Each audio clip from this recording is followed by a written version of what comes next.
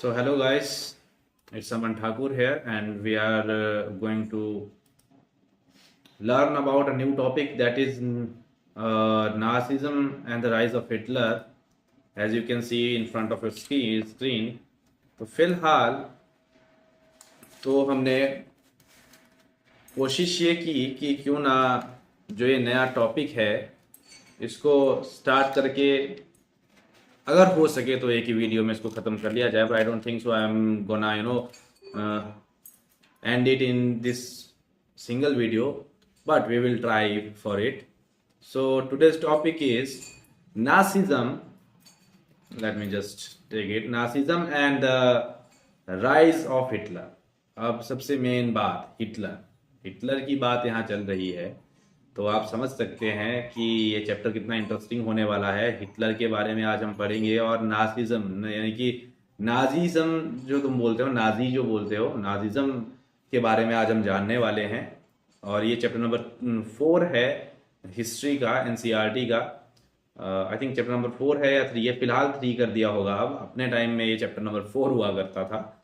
And overview कुछ ऐसा रहेगा इसका, the rise of Adolf Hitler and the Nazi party in Germany. सबसे पहले हम जानेंगे कि राइज कैसे हुआ अडोल्फ हिटलर का और नाजी पार्टी का जर्मनी में। And after that we are gonna learn about the impact of Hitler's ideology on Germany and the world. अब हिटलर की जो आइडियोलॉजी थी ना, आइडियोलॉजी थी या आइडियोलॉजी तो आप बोलते हैं, आइडियोलॉजी जो थी हिटलर की वो थोड़ा आर्यन बेस्ड थी। उसके बारे में भी आज जानेंगे हम आगे। ज़्यादा लंबी ना हो वीडियो, इसलिए मैं आपको जल्दी से इसका रिव्यू करवाऊंगा। ये वीडियो जो मैं बनाता हूँ दीज आर मतलब आपको नोट्स दे देती हैं, प्रोवाइड कर देती हैं ये पॉइंट टू पॉइंट, ताकि आप उसको डिटेल में बाद में पढ़ सको खुद। तो इस हिसाब से कुछ मैं वीडियोस बनाता हूँ। तो प्लीज इसके अगला पॉइंट है the key events that shape the Nazi regime and world war 2। ऐसे की एलिमेंट जिन्होंने शेप किया नाजी के रिजाइम को और उसके बाद वर्ल्ड वॉर 2 की शुरुआत कैसे हुई, ये भी हम इसमें पढ़ेंगे। अब इसमें सबसे पहली जो चीज आती है that is treaty of Versailles and the Weimar Republic. अब ट्रीटी ऑफ वर्सलिस क्या थी समझिए। वर्ल्ड वॉर 1 एंड हुआ था 1919 में, तब ये ट्रीटी साइन हुई थी। Imposed harsh terms of Germany. World war 1 जब एंड हुआ तो हार्श टर्म्स थी, यानी कि जर्मनी पे बहुत ज्यादा दिक्कतें थी। जर्मनी लॉस्ट टेरिटरीज, बहुत सारी टेरिटरीज जर्मनी की लूज हो चुकी थी वर्ल्ड वॉर की वजह से। जर्मनी जितना था उसमें से आधी टेरिटरीज जो थी और देशों के अंदर सम्मिलित हो चुकी थी। सेनाओं ने जो है जर्मनी से टेरिटरीज हथिया ली थी। मिलिट्री रिस्ट्रिक्शंस लग गई थी जर्मनी के ऊपर, बहुत सारी रिस्ट्रिक्शन लगी हुई थी वर्ल्ड वॉर 1 के टाइम पे। एंड फेस्ड हैवी रेस्पिरेशंस, यानी कि हैवी रेस्पिरेशन उनको फेस करनी पड़ी उस टाइम पे।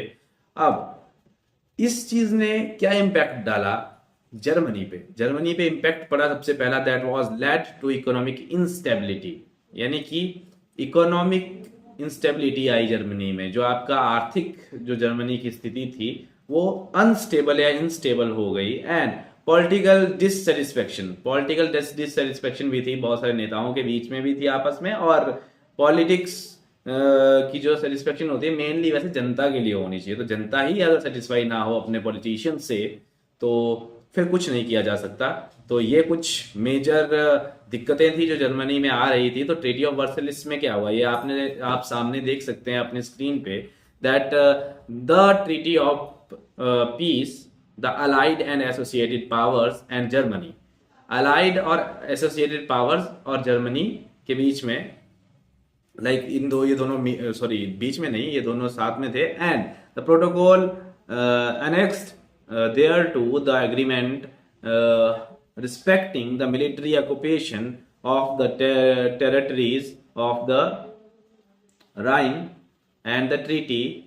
अब इसमें थोड़ा सा मेरे को देखने में दिक्कत हो रही है बिकॉज ये फिलहाल इसमें सही नहीं आ रहा है, बट आप इस चाहें तो इस ट्रीटी को पढ़ सकते हैं कि इसमें एक्चुअली लिखा गया था, साइंड एट वर्सलिस इन जून 28 1919। जून 28 को 1919 में इसको साइन किया गया था ट्रीटी को। और ये किस किस देशों के बीच में हुई थी ये आप लोग कमेंट करके बताना मेरे को। सर्च थोड़ा बहुत सर्च तो आपको भी करना पड़ेगा। एंड वेमर रिपब्लिक, अब जरा वीमेयर रिपब्लिक के बारे में भी जान लेते हैं जल्दी से। 1919 से 1933 के बीच में ये जो है सरकार रही। It was a democratic government formed after world war one. Germany की पहली डेमोक्रेटिक गवर्नमेंट जो कि वर्ल्ड वॉर वन के समय के बाद बनाई गई, और फेस्ड इकोनॉमिक क्राइसिस। इस रिपब्लिक ने भी बहुत सारे इकोनॉमिक क्राइसिस को फेस किया। After that including hyper inflation and great depression. Hyper inflation भी इसने फेस की, और बहुत ही ज्यादा डिप्रेशन समझ सकते हो आप कि अगर एकदम से वॉर से अगर कोई भी सरकार वॉर के बाद बनती है तो उनके ऊपर एक जिम्मा आ जाता है बहुत ज्यादा, जिसकी वजह से बहुत सारी दिक्कतें आती हैं। वो वेमर रिपब्लिक उस टाइम पे फेस कर रही थी। And lacked popular support and struggle with political fragmentation, यानी कि बहुत ज्यादा पॉपुलर सपोर्ट उनको नहीं मिली, और पॉलिटिकल फ्रेगमेंटेशन से वो स्ट्रगल कर रहे थे उस टाइम पे। अब अगर मैं आपको सारी चीजें जो है पॉइंट टू पॉइंट डिटेल में पढ़ाऊं तो इस वीडियो को बनाने का कोई मकसद नहीं रह जाता है। फिलहाल ये वीडियो मैंने इसलिए बनाई है ताकि आप लोग ये जो पॉइंट्स हैं इनको अपने दिमाग में रख सकें, और बाकी आपको फ्रेगमेंटेशन का पता होना चाहिए, या फिर ग्रेट डिप्रेशन क्या था, हाइपर इन्फ्लेशन क्या थी, इन चीजों का आपको पता होना चाहिए। ये आप लोग इसको डिटेल में स्टडी करने के लिए सर्च कर सकते हैं। मेरे पास अभी इतना टाइम नहीं होगा कि मैं आपको मतलब सब कुछ बता पाऊंगा, बहुत डिटेल में चली जाएगी वीडियो और बहुत लंबी हो जाएगी। हाँ, इसका एक और पार्ट में लेके आऊंगा जिसमें मैं पूरी डिटेल में 1-1.5 घंटे की वीडियो लाऊंगा, जो कि मैं बनाऊंगा इसी चीज के लिए। After that Hitler's early life and Nazi party formation. अब बात करते हैं बहुत ही एक फेमस डिक्टेटर की, दैट वाज हिटलर, एंड इसका पूरा नाम था अडोल्फ हिटलर। अडोल्फ हिटलर जो थे वो ऑस्ट्रिया में पैदा हुए थे 1889। ऑस्ट्रेलिया बोल रहा था मैं, आई एम सो सॉरी। ये हुए थे पैदा ऑस्ट्रिया में 1889 में। Join the German workers party इन 1919। अब 1919 जब फर्स्ट वर्ल्ड वॉर खत्म हुआ उस टाइम पे वर्कर्स पार्टी जो है उन्होंने ज्वाइन की थी। अब इसमें एक फैक्ट और बताया जाता है कि हिटलर जो है उनको एक जर्मन वो जर्मनी की आर्मी में हुआ करते थे। वर्ल्ड वॉर के टाइम पे उनको कोई एक सैनिक मारने वाला था, तो उसने गोली मारने के बजाय हिटलर को जाने दिया। अब आप ये सोचो, अगर गलती से कहीं हिटलर को वो व्यक्ति जो सोल्जर था वो गोली मार देता वर्ल्ड वॉर वन के समय में, आई थिंक, मेरे को जहां तक याद है, हाँ, तो आज ये डिक्टेटरशिप, ये आपको हिस्ट्री पढ़नी ही नहीं पड़ती। लेकिन अब हिटलर था तो था, इसलिए प्लीज आगे स्टार्ट करते हैं और आगे बढ़ते हैं। Next is become leader of Nazi party due to his strong oratory skills and radical ideas. अब हिटलर भी क्या था, एक रेडिकल था। रेडिकल मैंने आपको बता रखा है, शायद अगर बता रखा हो। रेडिकल कौन है? Radical is a person who want to change the entire situation। कोई भी व्यक्ति जो कि एक एंटायर सिचुएशन को बहुत एक बड़ा बदलाव चाहता हो उसमें, उसे हम रेडिकल बोलते हैं। पुराने समय में ऐसे लोग होते थे जो कि तंग आ गए होते थे सरकारों से या रिच पीपल से या प्राइवेटाइजेशन से। ये आपने फ्रेंच और रशियन रेवोल्यूशन में भी पढ़ा होगा रेडिकल्स के बारे में। तो रेडिकल्स जो थे वो क्या करते थे, एक पूरा बदलाव लाना चाहते थे। वैसे ही एडोल्फ हिटलर था, वो नाजी पार्टी के लीडर बन गए। किस वजह से? ओराटोरी स्किल्स से। ओराटोरी स्किल्स क्या होता है? ओरल आप कह सकते हो वक्ता। अगर कोई व्यक्ति बात करने में अच्छा है और लोगों को मोटिवेट करने में अच्छा है तो वो ऐसे ही थोड़ा फेमस हो जाता है लोगों के बीच में। तो वैसे एडोल्फ हिटलर थे, उनकी एक स्पीच है वो आपको सुननी चाहिए, बहुत ही इंपॉर्टेंट स्पीच है, जिसमें वो कह रहे हैं अपने सोल्जर्स को that we are not machines, we are man. हम मशीन्स नहीं है, हम आदमी हैं। ऐसा कुछ उनका थोड़ा भड़कीला भाषण हुआ करता, जिस वजह से लोग जो है मैन्युपुलेट भी होते थे और उनके बहुत ज्यादा उनको मानने भी लगे थे। एंड अब यहाँ पे आता है एक और अलग कॉन्सेप्ट बियर हॉलपश का, जिसमें कि हिटलर जो है वो फेल कर गए किसमें? मुनिश की अटेम्प्ट में, और इम्प्रिजनमेंट हुई उनको। उसके बाद उन्होंने एक बुक लिखी, मेन काम्फ। अब ये मेन काम्फ होता है या फिर मेन काम्फ होता है, ये आप सर्च कीजिएगा, इसको प्रोनाउंशिएट कीजिएगा। And Mein Kampf was Hitler's autobiography and political manifesto. And इसमें उन्होंने एडवोकेट किया for Aryan supremacy, anti semitism and the expansion of Germany's territory. उसमें उन्होंने क्या चीज किया, वो एक टाइप की ऑटोबायोग्राफी थी हिटलर की, और उसमें उन्होंने पॉलिटिकल मैनिफेस्टो अपने जो है वो लिखे थे और आर्यन सुपरमेसी को बढ़ावा दिया था। Like what is Aryan supremacy? Aryan supremacy होती है जिसमें कि लाइक अब आपको एक बात बताऊं, हिटलर एक आर्यन था। आर्यन कौन होते हैं? आर्यन वो पर्सन है जो कि इंडिया में आर्यन किसको माना जाता है? जो राम जी के वंशज होते हैं, ठीक है। लाइक हम सब आर्यन हैं, किस वजह से? क्योंकि हमारा कलर जो है वो ना गोरा है ना वो काला है। हमारा कलर, रेसिज्म भी इसमें आता थोड़ा। रेसिज्म बहुत अलग चीज है, वैसे तो वो नेगेटिव में देखा जाता है, लेकिन रेस होती है रंग के आधार पर। तो रंग के आधार पर आर्यंस जो है, आर्यन सुपरमेसी को देखा जाता है, जिसमें कि अगर गोरा रंग है या फिर थोड़ा सांवला रंग है तो उसे आर्यंस का प्रतीक मानते हैं, क्योंकि आर्यंस गोरे हुआ करते थे, ये कहा जाता है। अब इकोनॉमिक क्राइसिस जो थे वो बहुत ज्यादा बढ़ रखे थे, और नाजी पॉपुलैरिटी जो थी वो भी बढ़ रही थी उसके साथ साथ। The great depression, world wide economic collapse, पूरे वर्ल्ड की इकोनॉमिक जो हालत थी वो कोलैप्स हो गई, और अनएम्प्लॉयमेंट बढ़ी, पोवर्टी भी बढ़ी, इंस्टेबिलिटी भी बढ़ी, और जर्मनी में स्पेशली इंस्टेबिलिटी बहुत ज्यादा बढ़ गई, जिस वजह से हिटलर ने प्रॉमिस किया कि वो इकोनॉमिक रिकवरी करेगा, नेशनल प्राइड जो है उसको वापस लाएगा, और स्ट्रेंथ को, नेशनल नेशन को बढ़ाएगा, उसकी स्ट्रेंथ बढ़ाएगा नेशन की, जिस वजह से नाजी पार्टी को बहुत ज्यादा सपोर्ट मिलती है वहां की जनता की। The Nazi capitalised on the crisis, became the largest party in Reichstag by 1932। Reichstag के सबसे पॉपुलर पार्टी या फिर लार्जेस्ट पार्टी बनी Nazi party. And Hitler's promises of stability, job and restoring Germany's power appealed to the masses। Hitler की जो promise थे कि stability लाएंगे, जॉब्स लाएंगे, जर्मनी को रिस्टोर करेंगे, उसकी पावर को पूरा, वो जो है बहुत ज्यादा अपील हुए मासिस में। लाइक उनको बहुत ज्यादा बढ़ावा दिया गया। और नाजीज की अब आइडियोलॉजी के बारे में जानते हैं थोड़ा। What was the ideology of Nazis? Nazi या नाजीज, नाजी वैसे नाजी कहते हैं। अब रेडिकल प्योरिटी, रेडिकल, यहाँ पे फिर से वही वर्ड आ रहा है, radical. Nazis believed in the supremacy of Aryan race. Aryan race, देखो इसमें आपको क्लियरली लिखा गया है आर्यन रेस, जिसमें कि ब्लॉन्ड हेयर्ड लोग, ब्लू आइड जर्मन्स, ऐसे व्यक्ति जिनका बालों का रंग या तो थोड़ा भूरा है या फिर थोड़ा लाइट ब्राउन सा है, क्रीमी सा है, वो लोग, या फिर नीली आंखों वाले लोग जो है वो आर्यन रेस मानते थे खुद को। लाइक आर्यंस की तरह दिखाते थे खुद को।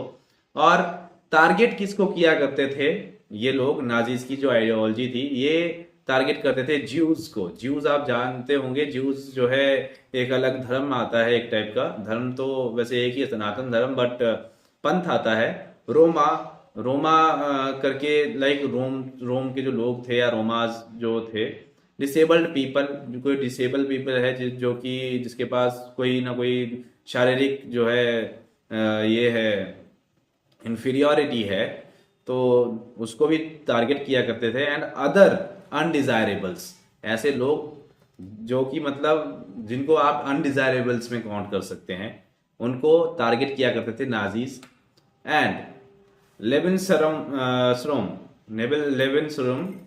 Living space. अब हिटलर अगर आर्यन सुपरमेसी के ऊपर बिलीव करता था, उसको एक लिविंग स्पेस चाहिए बहुत अच्छा, तो उसके लिए the need of territory expansion, उनको जरूरत थी टेरिटरी को फिर से गेन करने की, बढ़ाने की। उन्होंने इन्वेड किया ईस्टर्न यूरोप को, invaded eastern Europe to secure land for Aryan settlement. उन्होंने ईस्टर्न यूरोप को इन्वेड किया ताकि आर्यन सेटलमेंट को बढ़ाया जा सके। अब एक यहाँ पे एक और आता है फहरर प्रिंसिपल, ये थोड़ा जर्मन में भी है इसमें लिखा हुआ, लेकिन एफ यू जो है, यू के ऊपर 2 डॉट लगे हैं, I don't know what is the meaning of that, लेकिन फरहर प्रिंसिपल आप इसको समझ सकते हैं। Absolute authority of Hitler as a leader, Fuhrer, यानी कि एब्सोल्यूट अथॉरिटी मिल गई किसको? हिटलर को। Centralise power and complete control over Germany, उन्होंने पावर को सेंट्रलाइज कर दिया। अब फॉर एग्जांपल आपकी एक पूरी इतनी बड़ी लाइक स्टेट है जर्मनी, स्टेट पॉलिटिकल लैंग्वेज में कंट्री को स्टेट कहा जाता है, आपकी इतनी बड़ी स्टेट है, उसके अंदर बहुत सारे और छोटे छोटे क्या है पार्ट्स हैं स्टेट के, और वहां पे अलग अलग लोग उनको चलाते थे। लेकिन हिटलर आया तो हिटलर ने सेंट्रलाइज कर दी सारी की सारी पावर। एंड नाजी जब पावर में आए तो क्या हुआ, रिस्टैग फायर, एक रिस्टैग में एक फायर लगी, अ फायर इन द रिस्टैग, यानी कि पार्लियामेंट में आग लगी, और नाजी ने ब्लेम किसको किया, कम्युनिस्ट को, used as an excuse to suspend civil rights. इस चीज को उन्होंने यूज कैसे किया ताकि वो सिविल राइट्स को सस्पेंड कर सके। सिविल राइट्स यानी कि सिविलियंस के पास जो भी राइट्स थे उनको उन्होंने सस्पेंड किया थोड़े टाइम के लिए। पहले वो थोड़े टाइम के लिए हुआ, लेकिन तब तक हिटलर ने एक एक्ट बनवाया, that was the enabling act in 1933, जिसमें कि हिटलर को ये पावर मिल गई कि वो डिस्ट्री के साथ रूल कर सकता है। डिस्ट्री मतलब डिक्टेटरशिप की तरह। Ended democracy and established dictatorship, उसने डेमोक्रेसी ही खत्म कर दी जर्मनी से, और डिक्टेटरशिप को क्या किया गया, इम्प्लाई किया गया, डिप्लॉय किया गया, what ever you can say. बाद में consolidation power, consolidation of power जो है वो स्टार्ट की उसने। पॉलिटिकल पार्टीज को बैन कर दिया, ट्रेड यूनियंस को बैन कर दिया, और establish the Gestapo, like secret police. Secret police होती गेस्टापो, उनके यहाँ बोलते थे गेस्टापो, यानी कि सीक्रेट पुलिस उन्होंने उसने एस्टेब्लिश की अपने, लाइक जैसे हमारे यहाँ गुप्तचर हुआ करते थे राजाओं के पास, वैसे उसने गेस्टापोज को एस्टेब्लिश किया। और जो अपोजिशन के जितने भी लोग थे जो डेमोक्रेटिक गवर्नमेंट के हुआ करते थे उनको एलिमिनेट कर दिया। एलिमिनेट मतलब फुल्ली तरह मरवा दिया, ठीक है, फुल्ली मरवा दिया। And control media and propaganda to spread Nazi ideology, और मीडिया और मीडिया का जो प्रोपोगंडा था उसको उन्होंने कंट्रोल कर लिया अपने अंदर, ताकि नाजी आइडियोलॉजी को क्या किया जाए, बढ़ावा दिया जाए। लाइक जितने भी लोग थे उन लोगों को क्या कहा गया कि लाइक मीडिया वाले जितने लोग थे कि आप वही छापेंगे जो मैं कहूँगा, और जो भी मैं बोलूँगा वो अच्छा पॉजिटिव छापा जाए। ये स्टार्ट हुआ। फिर आगे हुआ टोटलिटेरियन स्टेट एंड प्रोपोगंडा। इसमें क्या आता है, that control of society, Nazi control all aspects of public and private life. Nazis ने कंट्रोल किए हर एक एस्पेक्ट पब्लिक और प्राइवेट लाइफ के। पब्लिक होता है लाइक जो पब्लिक आप जानते ही हैं, जितने भी लोग हैं सिटीजन्स हैं उनके, और प्राइवेट लाइफ, उनकी प्राइवेट लाइफ के भी एस्पेक्ट्स को कंट्रोल किया, इंक्लूडिंग मीडिया। मीडिया भी, एजुकेशन भी और आर्ट्स भी। मीडिया वही दिखाया जाएगा जो हिटलर चाहेगा, एजुकेशन वही दी जाएगी जो हिटलर चाहेगा, एंड आर्ट फॉर्म्स वही दिखाई जाएंगी जो हिटलर चाहेगा। ये कुछ ऐसा किया गया। एंड द हिटलर यूथ, अब हिटलर का यूथ, जब हिटलर के जो राज में जो यूथ फिर जब बड़ा हुआ, उसके दिमाग में क्या बिठाया गया, उसके दिमाग में बिठाया गया that youth groups of boys and girls indoctrinated with Nazi beliefs. उनको क्या कर दिया गया, नाजी बिलीव्स के साथ उनका लाइक उनको बड़ा किया गया। Like militarism for boys, boys के लिए मिलिट्री ही सब कुछ है, मिलिट्री में जाना ही है। And motherhood for girls, girls के लिए मदरहुड ही सब कुछ है, लाइक गर्ल्स को मदर बनना है और आर्यंस को पालना है। रोल ऑफ वुमेन, वुमेन का क्या रोल था, women were encourage to focus on motherhood and raising Aryan children, यानी कि वुमेन्स को एनकरेज किया गया मदरहुड के लिए और आर्यंस के चिल्ड्रंस को राइज करने के लिए। And perception of minorities, minorities का परसेप्शन जो है वो स्टार्ट हो गया। Like Jews were excluded from public life through the Nuremberg laws 1935। Jews को पब्लिक लाइफ से ही निकाल दिया गया नेम्बर्स लॉ बना के इन 1935। और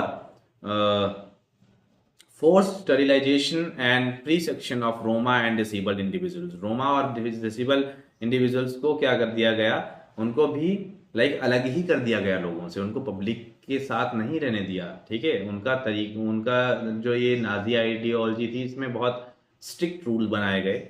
Nazi foreign policy and expansion, अब नाजीज की फॉरेन पॉलिसी क्या थी और एक्सपेंशन क्या था, aggressive expansion. Hitler aim to regain lost territories and expand Germany's border. अब हिटलर ने क्या किया, जितने भी लाइक आपके बॉर्डर्स जो थे वो लॉ लूज कर गए थे वर्ल्ड वॉर 1 में, उनको वापस पाना शुरू किया, रीगेन किया। एंड अब यहाँ पे देखो एक और आता है, annexation of Austria in 1938 and Sudetenland in 1938, followed by invasion of Poland in 1939 and start of World War 2। अब क्या हुआ, जैसे ही एक्सपेंड करना स्टार्ट किया उन्होंने, तो बहुत जगह इन्वेडेशन हुई, like Australia, Sudetenland and Poland वाले एरिया में उन्होंने इन्वेड किया, और इससे वर्ल्ड वॉर 2 स्टार्ट हुआ। जब वर्ल्ड वॉर 2 स्टार्ट हुआ, इसके अलावा एक और बात आती है, मोल्टोव रिबेंट्रॉप पैक्ट। इसमें क्या था, जो नॉन एग्रेशन पैक्ट बनाया गया, जिसमें नाजी जर्मनी और सोवियत यूनियन के बीच में संधि हुई। लाइक उनने ये समझ ली, उन्होंने ये चीज बना ली कि लाइक नाजी और सोवियत यूनियन दोनों आपस में नहीं लड़ेंगे, and allow Germany to invade Poland without fear of Soviet intervention. इसने क्या कर दिया, जर्मनी को अलाउ कर दिया पोलैंड को इन्वेड करने के लिए, और बिना सोवियत की इंटरवेंशन के, लाइक सोवियत जो है बीच में इंटरफेयर या इंटरवेंट नहीं करेंगे, जर्मनी चाहे तो पोलैंड को हथिया सकती है। द होलोकॉस्ट, होलोकॉस्ट क्या होता है अब ये समझिए, systematic extermination, like Nazi implemented the Holocaust, उन्होंने होलोकॉस्ट इम्प्लीमेंट किया। अब आगे ढंग से पढ़िएगा, genocide of 6 million Jews and million of others. Genocide करवा दिया गया 6 मिलियन से ज्यादा ज्यूज का, ज्यूज लोगों को मार दिया गया, और भी बहुत सारे लोगों को, मिलियन लोगों को मारा गया जो ज्यूज नहीं थे, including Roma, disable people and political opponents. जो पॉलिटिकल ओपोनेंट्स थे उनको भी मरवा दिया, रोमा थे उनको भी, और कोई डिसेबल पीपल थे उनको भी। इसके अलावा कॉन्सेंट्रेशन एंड डेथ कैंप्स। अब कॉन्सेंट्रेशन कैंप और डेथ कैंप तो आपने भी सुना होगा कि हिटलर जो था वो गैस चैम्बर्स में डलवा के मरवा देता था। तो Jews and others undesirables were forced into ghettos and concentration camps. The most infamous camp were Auschwitz, Treblinka and Dachau। अब आई डोंट नो इनको प्रोनाउंशिएट कैसे करते हैं, मैं अच्छे से कर रहा हूँ या नहीं इसका मेरे को आइडिया नहीं है, वीडियो बहुत लंबी होगी, लेकिन मैं कर रहा हूँ कोशिश कि आपको जल्दी जल्दी बता सकूँ। और अगर आप पढ़ना चाहते तो आई होप आप लोग अभी तक रुके होंगे। अगर आप रुके हैं, you are stepping to a good part. And the fall of Nazi Germany. अब फॉल कैसे हुआ, नाजी जर्मनी खत्म कैसे हुई। Like world war 2 Germany face defeat on multiple fronts. Germany ने बहुत सारी फ्रंट्स पे जो है हार का सामना करना पड़ा उनको। Like allied forces, US, Britain, Soviet union attack Germany. US ने भी अटैक किया, ब्रिटेन ने भी, और सोवियत यूनियन ने भी, तीनों ने अटैक किया जर्मनी को। हिटलर्स डेथ, हिटलर की डेथ हुई 1945 में। Hitler committed suicide in the Berlin bunker as Soviet forces advanced on the capital. Hitler ने सुसाइड कर ली थी बर्लिन के एक बंकर में, जैसे ही सोवियत फोर्सेस ने एडवांस किया था कैपिटल की तरफ को, यानी कि कैपिटल की तरफ को उन्होंने इन्वेड करना स्टार्ट किया, तो हिटलर ने खुद को गोली मार ली। जर्मनी सरेंडर, जर्मनी ने सरेंडर किया। Germany unconditionally surrender to the allies, unconditionally, like उनकी कंडीशन कोई नहीं थी, उन्होंने ऐसे ही कर दिया surrender to allies. End of Nazi regime, यहाँ पे एंड होता है नाजी रेजिम। अब लेगेसी एंड आफ्टरमैथ, लेगेसी कैसी थी उनके और उसके बाद क्या हुआ। Destruction of Europe, world war 2 cause immense destruction and loss of life across Europe. Europe में बहुत ज्यादा लॉस ऑफ लाइफ हुआ और डिस्ट्रक्शन बहुत ज्यादा हुई, लाइक इंफ्रास्ट्रक्चर डिस्ट्रक्शन हो गई, डिस्ट्रॉय हो गए, और भी बहुत सारी चीजें डिस्ट्रॉय हुई। एंड न्यूरेमबर्ग ट्रायल्स 1945 से 1949, इसमें Nazi leaders were tried for war crimes and crimes against humanity. Trials यानी कि ट्रायल्स का मतलब होता है कोर्ट में पेशियां। तो नाजी जितने भी लीडर्स थे उनकी वॉर क्राइम जो उन्होंने किए थे उसके लिए और ह्यूमैनिटी के अगेंस्ट जाने के लिए उनके ऊपर कार्रवाई की गई। And formation of the United Nation, United Nation की फॉर्मेशन हुई, created to prevent future conflicts and promote human rights. Human rights को प्रमोट करने के लिए और फ्यूचर में कोई भी ऐसा कन्फ्लिक्ट ना हो, इसके लिए यूनाइटेड नेशंस बनाई गई, यूएन पीस कीपिंग फोर्स जिसको आप कहते हैं। इंडियन आर्मी की तरफ से भी एक टुकड़ी जाती है पीस कीपिंग फोर्स की हर बार। पोस्ट वार जर्मनी क्या था? पोस्ट वार जर्मनी में Germany was divided into east and west Germany, cold war tensions begin. Like Germany दो पार्ट्स में डिवाइड हो गया, eastern Germany and western Germany, और कोल्ड वॉर की टेंशंस बिगिन हो गई। की टेक अवे क्या थे? सबसे पहले राइज हुआ, अब लास्ट में अब समराइज करते हैं इसको अच्छे से। सबसे पहले हिटलर का राइज हुआ, इकोनॉमिक स्टेबिलिटी थी, पॉलिटिकल फ्रेगमेंटेशन थी। हिटलर जो थे वो स्ट्रॉन्ग लीडरशिप के साथ नाजी पार्टी का को राइज करते हैं। नाजी की आइडियोलॉजी क्या थी? आर्यन सुप्रीमेसी पे वो वो बिलीव करते थे, आर्यन सुप्रीमेसी में, और एंटी सेमिटिज्म था, मिलिट्रिज्म था एंड एक्सपेंशनिज्म था। लाइक एंटी सेमिटिज्म, सेमी चीजें, लाइक इसको आप अच्छे से डिटेल में पढ़िएगा, अभी मेरे पास टाइम बहुत कम है। मिलिट्रिज्म, लाइक मिलिट्री के, लाइक हर एक व्यक्ति मिलिट्री में जाएगा, मिलिट्री की सारी चीजें सीखेगा वो। एक्सपेंशनिज्म, एक्सपेंस अपनी टेरिटरी को बढ़ाना है। And total control, Nazi Germany जो है वो पूरा कंट्रोल चाहती थी अपने एरिया का, और अपना जो भी एरिया वो टेरिटरी को हथिया रहे थे उसके लिए। एंड लास्ट था इम्पैक्ट ऑन द वर्ल्ड पे क्या इम्पैक्ट पड़ा? बहुत ज्यादा पड़ा, like world war 2 and the Holocaust, leaving the devastating legacy. बहुत ज्यादा मतलब धराशायी हो चुकी थी, बुरी हालत हो चुकी थी उस टाइम पे। एंड ऑफ नाजीज का एंड हुआ, Hitler death and Germany defeat marked the end of Nazi regime. यहाँ पे होता है नाजी रेजिम का एंड। कंक्लूजन क्या है?